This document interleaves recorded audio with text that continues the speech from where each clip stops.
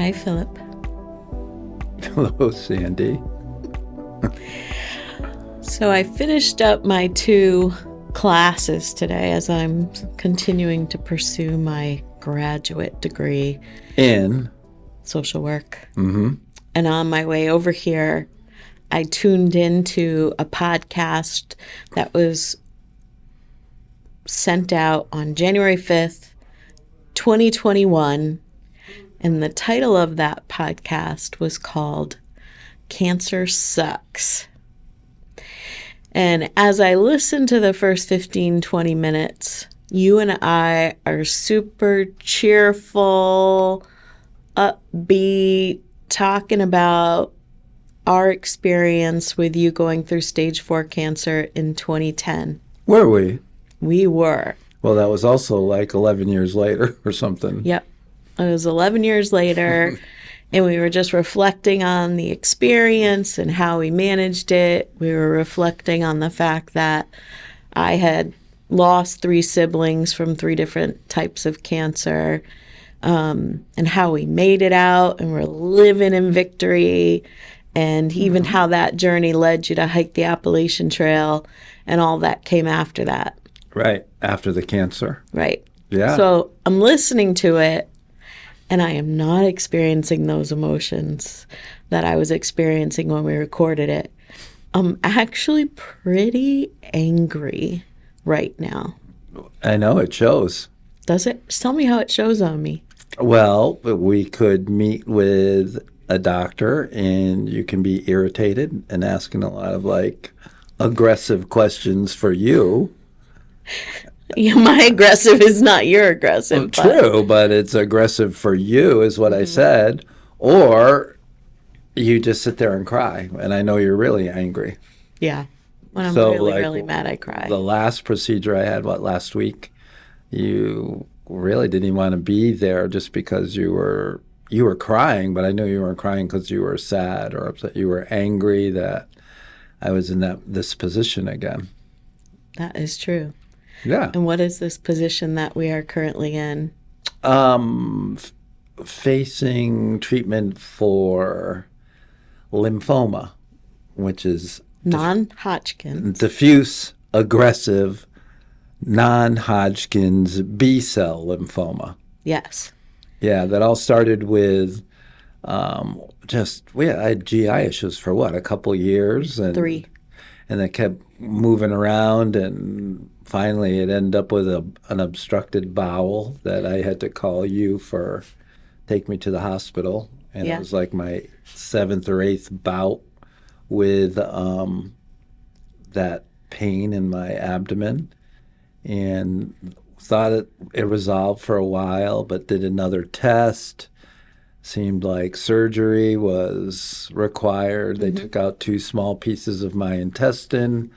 One was about 7 inches long, which they sent to the oncology lab or to the lab Mid-surgery. and found out that I had cancer. Yeah.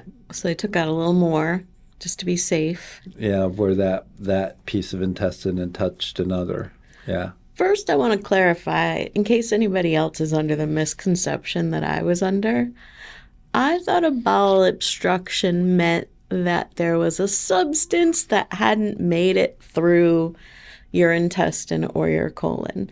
And I since learned that was not the case. It's it's a both and. Well, true. The stuff doesn't make it through. That's It's the inflammation that closes it off and obstructs things. Yeah, it wasn't even inflammation. I mean, when I went to the hospital in Rhode Island, they gave me prednisone, which kind of opened it up enough to... Just enough, but it was the tumor. Yeah, it was a tumor that had just closed it. And I guess small intestinal cancer is fairly rare. Mm-hmm. That's why they didn't see it in the colonoscopies and the endoscopy and some of the scans and stuff. Yeah. But that's what we were voting for, was small intestine cancer, because the solution is to cut it out and you're good to go. But that is not what you have, because you're always difficult. You're always extra. You're always unexpected. Well, yeah. So I'm due to... I mean, it all happened, you end up in the hospital in October. December 4th, you're having couple pieces of your intestine cut out. You walk through that. You take one more test, and it takes a while for them to get the results. Somebody didn't read the report and It's the send it over holidays. because of the holidays, and it gets to the right person. A very busy surgeon gets me in her office 3 days later on a Thursday, and then the following Monday, I'm on the operating table for 4 hours or whatever it was, Yeah. trying to recover from that. And now, I call up the place and I said, I've just been diagnosed with cancer. Can I get an appointment? Oh, the earliest appointment we can get you is in like 7 weeks. I said, excuse me? I just told you I was diagnosed with cancer. You can't do any sooner. Oh, I can change doctors. We can get you in 5 weeks. Of course, when I told the doctor that, she was mortified Yeah. and said, I would have seen you right away. That's what we do. Her comment was having non-medical people interpreting diagnosis and then booking an appointment according to their knowledge. Correct. How many times does that happen in all the stuff we work with, right? All the time. Yeah. Yeah, it's like even with this last tooth thing, I call, they say, oh, he can see you in 2 months. And then my dentist calls and says, oh, he has an opening in the next 3 days. And they're like, wait, what? Yeah. I don't know. So the situation with you is that you have long-term impacts from your first cancer treatment, which is impacting your teeth and your jaw, and I think some of your eccentricity, but that could just be the aging process. Are you saying I still show signs of chemo brain from the first round? Yeah. Oh, okay. And that cancer kind of set up your immune system to compromise it, which kind of allowed this lymphoma to take a foothold. Well, that's one theory, right? They don't know if the lymphoma caused the digestive issues, or if the digestive issues caused the lymphoma, or the previous cancer treatment, which was very aggressive back in 2010. This is an aftermath of that, 14 years later. Yeah. I don't know which one I lean to, and I guess it doesn't really matter. So when we did talk about this 3 years ago, we had a conversation about why you. Yes. Do you remember what you said? Why not me? Yeah.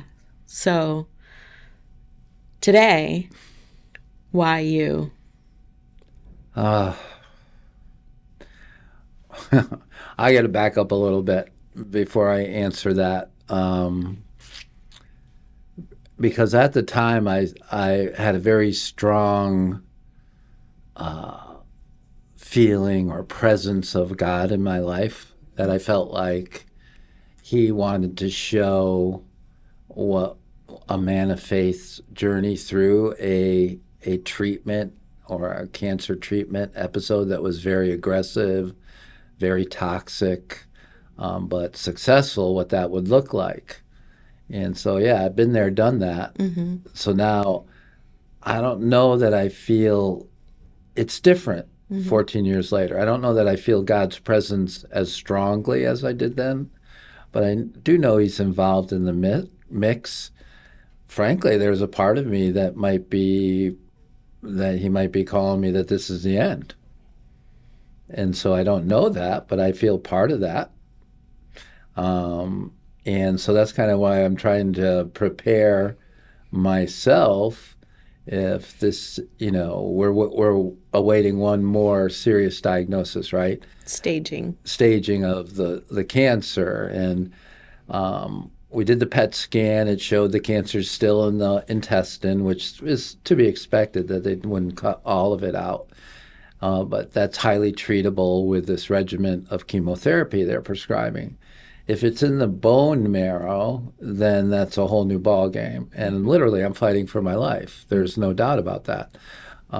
Because even the doctor said we would have to pursue a more aggressive form of treatment. That word aggressive again. So, I wonder about sometimes, when death is kind of like in the forefront of your mind. And we talked a little bit about, I wonder what it's going to be like. And you said, Well, you're kind of hopeful, like when you get that medication for a colonoscopy, Yeah. that death comes on and you go, ooh, Sweet, deep nap. Sleep deep and nap, and that's it. I don't know. I think when I was really meditating and thinking about my relationship with death, right? Because I think every person has to resolve that, and we don't talk about it too much. Is that I had an overwhelming fear of death, overwhelming fear. I wouldn't say the fear is completely gone. It's not what it was, and I still don't. I see my life today and the things we have in it, and the things I enjoy. And I have a hard time reconciling that could all be over. But what would it be like for me? You know, like you would think of what would life be like without me, without Phil? Well, I wouldn't be in those shoes because I wouldn't be in this life anymore. And I'm unclear to what heaven looks like. I'm unclear to where a person goes. I do like the concept of the well of souls, like that I just go back into the well of souls and join all of life and all creation and recognize people and wait for people that we're still in this well, but we're kind of individualized but together. That brings me some peace. Where did that come from? Mushrooms. God. No.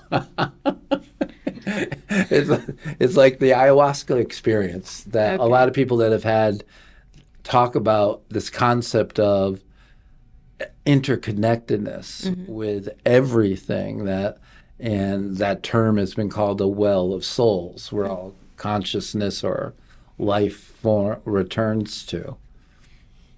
It makes sense to me. I don't know if it's true. Maybe that's just comforting because I don't, when you see life leave like a person, and you've seen it, I've seen it, especially with mom and dad most recently, the last year and a half or so, almost 2 years now, right?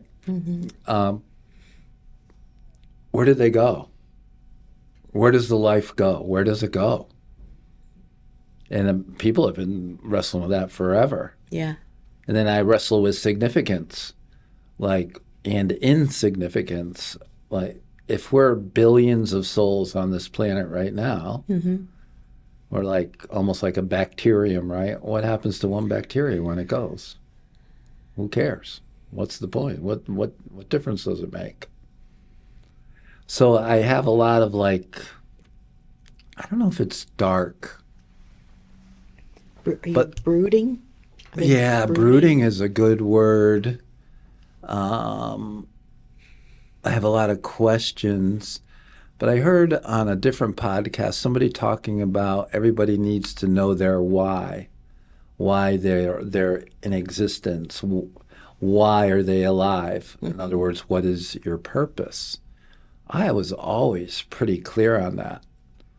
Currently, I'm not as clear. Well, the irony is that you're planning to retire at the end of Well, that's God's sense of humor. 2024. You're not going to retire, Phil. You're coming to see me first. Not funny? Not funny. That's a little funny. There's a little irony in there. Yeah. I think.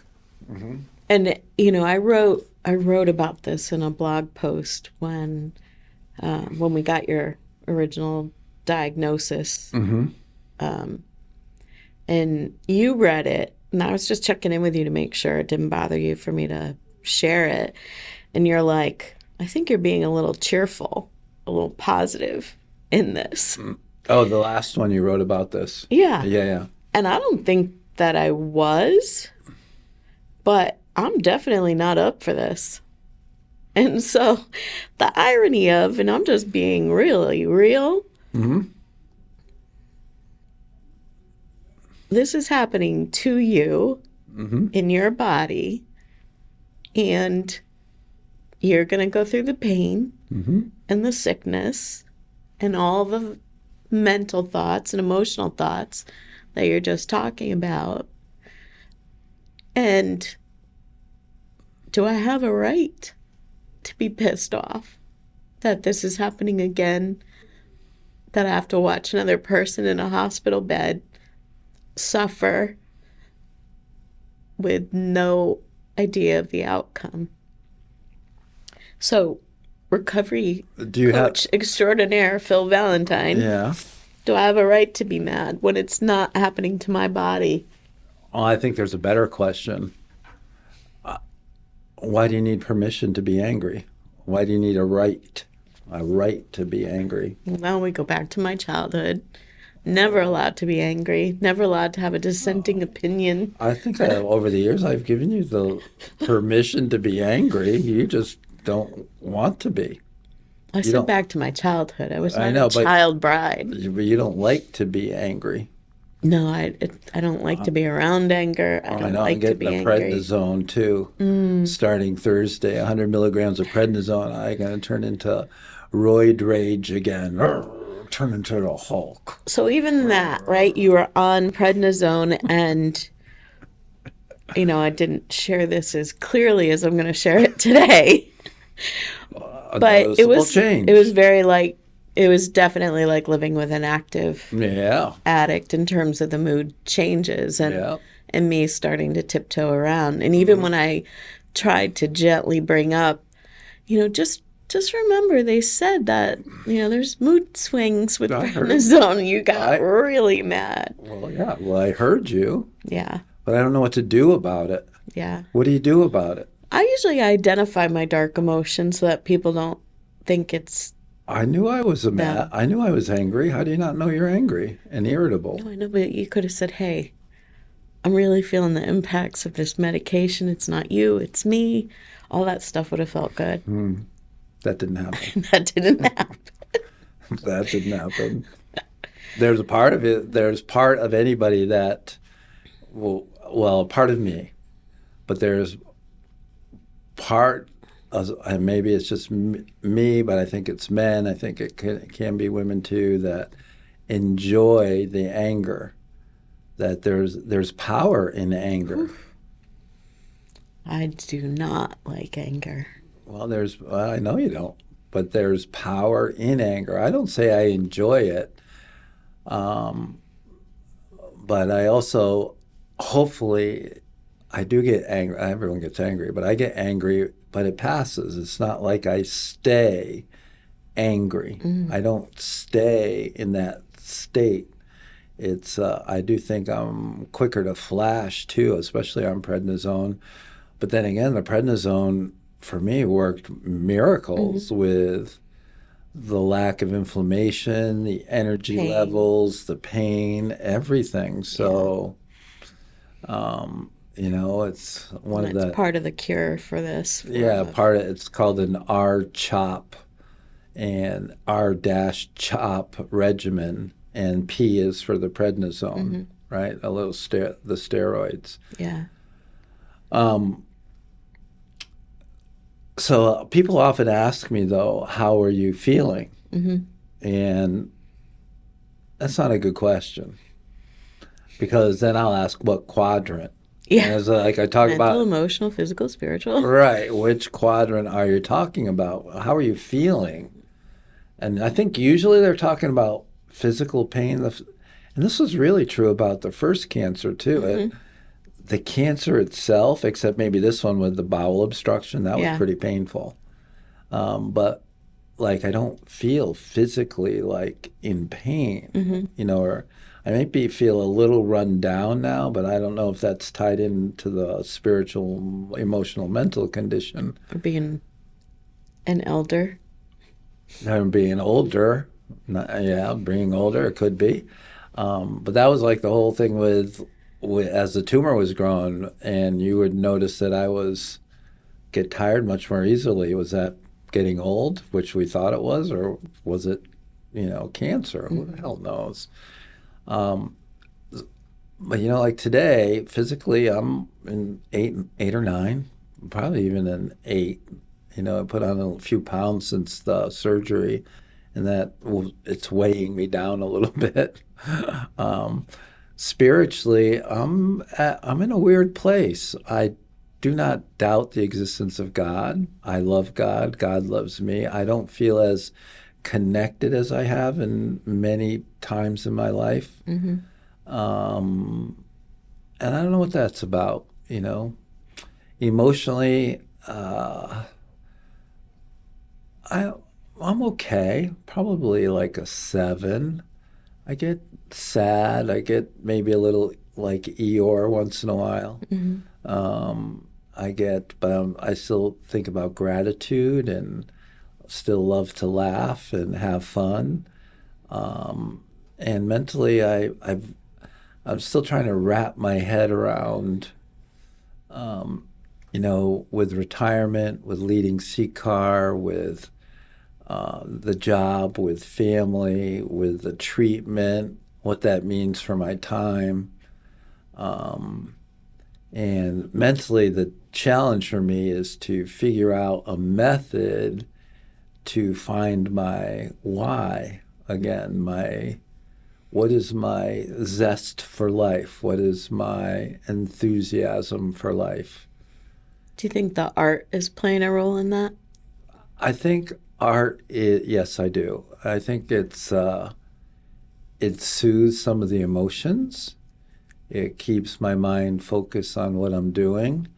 Part of it is also that I think with the drawing and the whatever it is, the doodling or just creating these pieces, is that part of it is leaving something behind that's like tangible. Mm-hmm. That came from me. It came from my creative soul onto the paper or whatever that.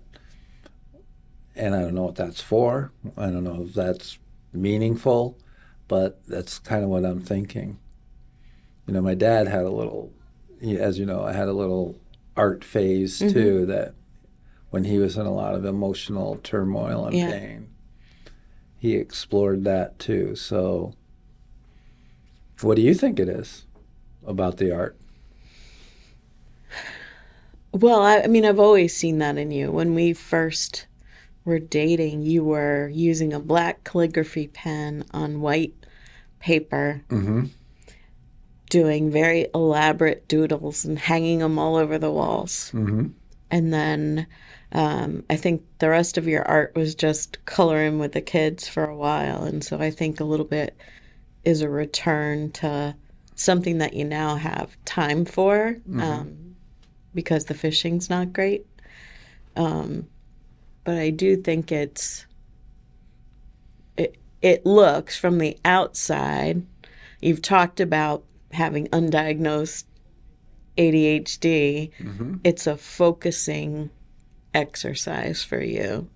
And for me, the only way I can get out of a spinning brain where I'm thinking about 5 million things that I probably have no control over is to listen to a book on tape or read a book. Mm-hmm. That's the only way I can get out of that spinning. Well, you discovered that. That's good. So it almost looks to me like that's how you get out of spinning. You've got soccer or golf or whatever on the TV, but Mm-hmm. you're focused on drawing and coloring in and all that good stuff. And you do seem to have this explosion of color in your decade that began with the number 6. In your clothing, started with socks, moved to shirts, moved to shoes, has now moved to very unique Outerwear. sweatshirts Mm-hmm. and in your art. Mm-hmm. Okay. Yeah, it's interesting. So where do we go from here? So chemotherapy starts soon, Mm-hmm. a couple days from this recording, um, and we see what the bone marrow biopsy is, and um, I guess I gotta go with the flow, right? Back there's a bag of picking a card, and the card I picked, kind of like burned in my hand, was flow. And they read it, and it talked about flowing around obstructions and getting backed up and all this stuff. It was like pretty wild. So I don't know what I don't know why or the reason I have this again to go through. I mean, when I got done with the first round, I didn't think I could possibly go through another round. It was just so traumatic in lots of ways, and I don't feel like this. I feel like I can again. I'm just not as sure of the outcome as I was the first time I went through. Well, the big difference too is you're managing your own care this time and asking your own questions and taking charge of your medications and all of that. And those were things that I did for you the first time because you really said often, I don't want to know. Just what do I need to do today for this? And the rest I don't want to know. Yeah, there's still a lot of that for me. What do I need to do today? Yeah. But I have it a little more organized in my head, and it's not foreign territory. So what do you think of this whole process? I hate it. I know you always say hate is a strong word, but I do. I have very little recollection of more than 5 years of my life. Somebody close to me hasn't been in a hospital. And that's what I think came out last week, was just the trauma of somebody in that bed, and I'm sitting there. I spent a lot of time in the hospital recently. Yeah. That's not, yeah. And so this time, I'm seeing a therapist. I'm trying to figure out how to support you. But I'm not doing a great job at it because I'm falling apart all the time. I don't know how you define great job. You know, So, cheerful. well, look at, Honey, we got this. so I'm walking through this thing. I have never in this whole time ever felt that you were by my side, whether you were there physically or not. So it's not, I don't feel alone. I don't feel abandoned at all by you. So you're doing exactly what you need to do. And so we've talked about whether you're even going to be at chemotherapy, that first 8-hour dose. Yeah. And we both said, I said, part of me wants you there and part of me doesn't. And you said, that's interesting because I feel the same way. Yeah. And part of me is challenged to do this kind of like, I can manage it, so why not? I also think that when death comes knocking on the door, it doesn't matter who's with you. You face that transition on your own, solo, period. So I also can see the pain in you when you see me in pain, and I don't want to see that. So I mean, that's the part of like, yeah, you could just hang out somewhere else. That'd be fine. Yeah. So I'm going to compromise with you, and I'm not going to take you, but I'm going to be in the vicinity Well, you in could the middle of the day. Come in and visit, you mean, for a while? And, well, yeah, You could. figure it out. Okay. I wonder what, I'll be interested to see what people think of that. That you go alone? Yeah. Oh, man, now I got that in my head. No, I don't. I think there'll be a variety of responses. I just think it would be interesting. Oh, Lord. All right. Well, that's for another time. Here's what I do know. Leave your comments in the section below.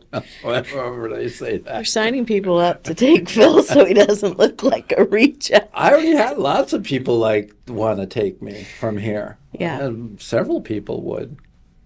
And my buddies would take me in a heartbeat. Yeah. So I'm not that concerned about it really. Because it is interesting. We live in two different states. We work in two different states right now. Mm-hmm. So it's a little messier. But this is what I do know. Bringing it back to the fact that this is a Recovery Matters podcast. I could not do any of this without recovery. There's just no way. Oh, you could do it if you were highly intoxicated, couldn't you?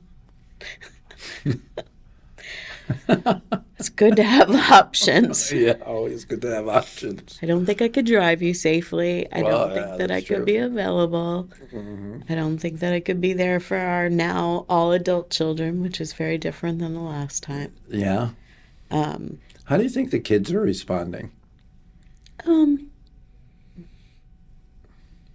I can't speak for them. You know, I just can't. I think those are one thing I've learned, and it's really been with you, that I often express an opinion of how I think you are or what, and it's wrong. Mm-hmm. So I've kind of learned to just, you got to ask them yourself. Yeah. I do know that I wouldn't trade them for anything. That, I don't think that was the question. but what I'm saying is, we can pick up that phone, Mm-hmm. and any one of them will be here. Oh, yeah. Well, I know that. Well, you remember when we used to get irritated, particularly at my mom, because she didn't want to tell us anything, Mm-hmm. because she didn't want us to worry or Be be a bothered. burden. I don't want to be a burden. I get that. I get that. So, I'm never telling anybody. yeah, so, how much do you say? And again, it also comes down to needs and wants in some ways. Do I need people, at an infusion of chemotherapy? Do I need family members there? I don't need them there. What are they going to do? Take the chemo for me? Or Yeah. do I want them there? Yes and no. Let's be honest answer. And I've always been different from you in that, where I've always, just drop me off, if I'm not supposed to drive to the procedure. I'm good. You wanted me there when you were giving birth, though. You didn't. No, just kidding. That's, yeah. Yes. I just couldn't imagine just dropping you off at, she's in labor, see you later, bye. Yeah, but when I have procedures, whatever I can handle on my own, just keep that all done, all separate. But Well, I've been doing a lot of that kindness. the last few months. Yeah. Yeah. To me, kindness goes a long way. Just little touches of kindness. From? Just when you're going through a hard time. I don't need food. I don't need I don't. No, it's just some kindness. I think, and a lot of the hospital staff that I had a couple 5-day stays recently, a lot of times we think people in recovery have all these wonderful attributes. Mm-hmm. There are so many people in the world that are just naturally kind, caring, compassionate, nurturing, encouraging, inspirational, and they don't have a substance issue. Again, I think sometimes the arrogance of the recovery communities think we have some type of corner on that market. Mm-hmm. But I see it time and time again of people who really genuinely care and treat people with dignity and respect and love and kindness. It's just remarkable. Our new neighbor recently, so Samantha and I were both in Rhode Island sick with the flu and COVID at the same time. And she found out about it and she said, I'm making you homemade chicken soup. And I said, I just bought some from the store. She goes, well, that one wasn't made with love. Mm-hmm. And within 3 hours of her getting out of work was hot homemade chicken soup, a candle, a sweet note, all delivered to the door.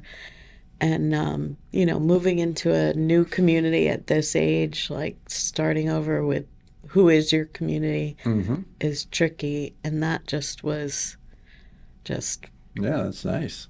really nice. But kind of coming to conclusion about this conversation, because we don't know the end of the story this time. God willing, we will be back to share it.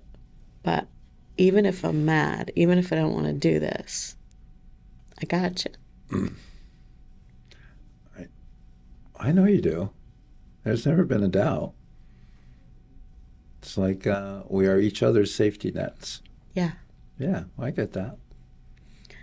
And I also want you to know that I firmly believe with all my heart, whether I live or whether I die, I'm okay. I will always be okay. And that's faith. That Yeah. is being in the arms of my Savior, of my God, and just trust in the process. That even right now, I'm okay. So, Phil, how are you feeling? I'm okay. Facing it. So, I love you, Sandy. Well, I'm convinced I have a few more good days left in me. A few could be what? 3 or 4, or it could be 3 or 4,000. Who the heck knows? Or more. I don't know. But all we have is today and this moment. I love you too.